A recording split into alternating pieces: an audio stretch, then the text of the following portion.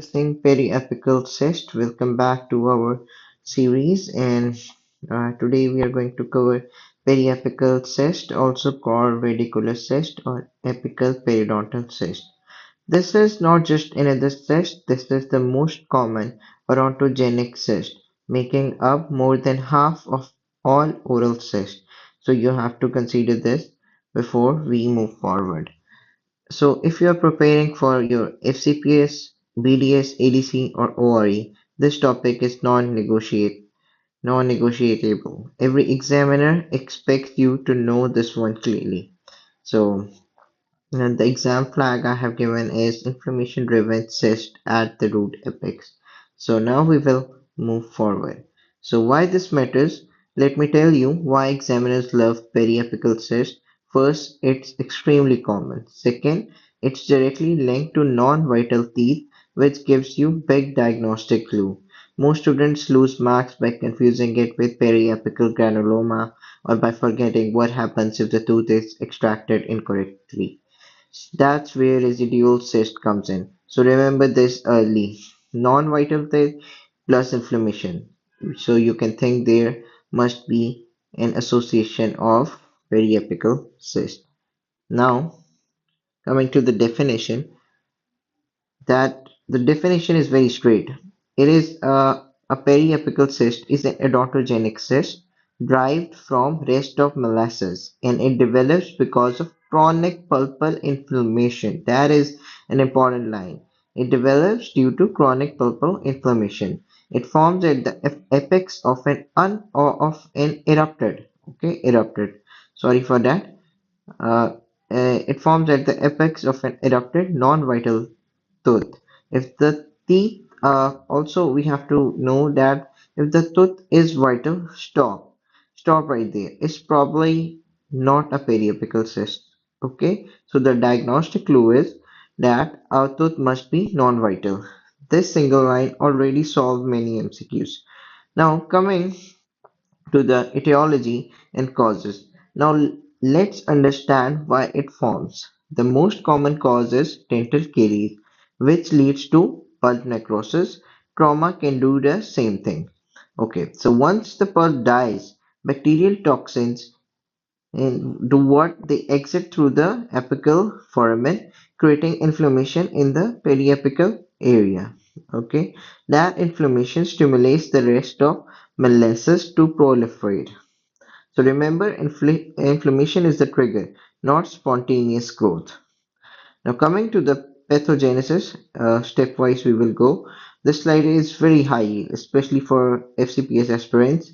First, pulp necrosis causes periapical inflammation. Second, the rest of Malassez start proliferating. As the epithelial mass enlarges, the central cell lose their nutrition. Those central cells undergo ischemic liquefactive necrosis, forming a central cavity or lumen. Now an osmotic gradient develops, fluid enters the cavity. This fluid creates hydraulic pressure which slowly expands the cyst. That's why these cysts grow quietly and gradually. So this was the pathogenesis, as I have told you guys. Now we have the clinical features. So clinically, most periapical cysts are silent. They usually occur at the root apex, and the tooth is non-vital, as I have told before. Most are less than 1 centimeter and are discovered on routine radiographs. Sometimes the inflammation exits through accessory canals on lateral root surface. This gave rise to a lateral periapical cyst. Okay, so as I have told that the inflammation exists through accessory canals on the lateral root surface, this gives rise to lateral periapical cyst. So location can be apical or lateral, but the cause remains the same. Now, moving forward to the radiographic features. Radiographically, this is where exams test you, okay? So, here what you will see a well circumscribed, often corticated radiolucency at the apex of a non-vital tooth. I repeat again, a non-vital tooth. If it's lateral, the radiolucency looks semicircular against the root surface in the anterior maxilla. It may resemble it may resemble a globulomaxillary radiolucency, okay, in the anterior maxilla. It may resemble a globulomaxillary radiolucency. Important exam factors: about 50% of globulomaxillary radiolucencies are actually radicular cyst. Now moving to the histopath.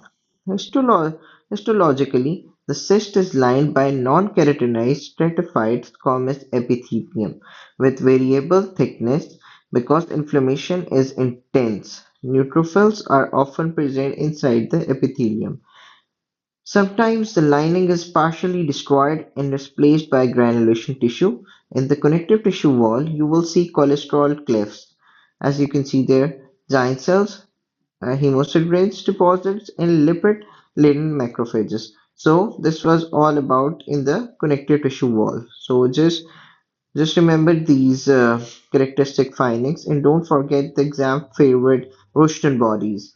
So Rushton bodies is something you have to, just where you will see it may, sound that they are referring to periapical cyst. So Rushton body seen in about 5 to 10% of cases. So before we move forward, please subscribe my channel as I am doing my best to educate you guys and I hope you will find it also helpful. But please subscribe and just watch the video till the end as it could help me and motivate me. So now coming to the differential diagnosis DDs. Radiographically, periapical cyst must be differentiated from several lesions, okay? Especially periapical granuloma. Others include OKC, AOT, ameloblastoma, odontogenic myxoma, and central giant cell granuloma. But clinically, one test simplifies everything, okay? As I have told there, what is the key differentiation is tooth vitality testing. If the tooth is non-vital, periapical cyst jumps at the top of your list. So that's where we can came to know. Now coming at the treatment. Treatment depends on removing both the source and the lesion. This can be done by endodontic treatment with enucleation or extraction with cyst removal. If you extract the tooth and leave the cyst behind, it does not magically disappear, okay? That periapical cyst is called a residual cyst. Another favorite exam term. After removing the persistent cyst, that becomes a residual cyst that like it was a periapical cyst, but after extraction of tooth, what is left behind is a residual cyst. Now, coming at the prognosis or prevention, the prognosis is excellent if the cyst is completely removed. Recurrence is uncommon, and prevention is simple and very clinical. Early caries management, timely RCT, and trauma control can help in removing the cyst. This is a perfect example of how good dentistry prevents pathology. So, if you understand non-vital tooth, inflammation, Malassez, and osmotic expansion, you will never miss a periapical cyst question again. In upcoming videos, we will compare this directly with, like periapical granuloma and OKC using real exam scenarios. And if you want pathology explained logically, not memorized, make sure you have subscribed our channel. And now moving forward, we have one more last slide, as I have told before. So the first question we got is Rushton bodies. About Rushton bodies are seen in, as I've told, it's an exam favorite. So it is of course it is related to periapical cyst. A cyst persisting after tooth extraction is called a residual cyst. As I've told earlier that after if the tooth is extracted but there is a radiolucency seen, that is periapical cyst, which is turned into residual cyst. Non-vital maxillary incisor, corticated apical radiolucency, cholesterol clefts on histology, most likely diagnosis. As I have told before, it could be a periapical cyst. I hope you have enjoyed the video and it may help you in your exams. Might be a BDS exam, FCPS exam, ADC, ORE, but I hope you have got the concept. Make sure you have subscribed as I keep making such videos, and it will motivate, and your subscription will motivate me in making such videos. Thank you everyone, and we will meet in the next video. Thanks again.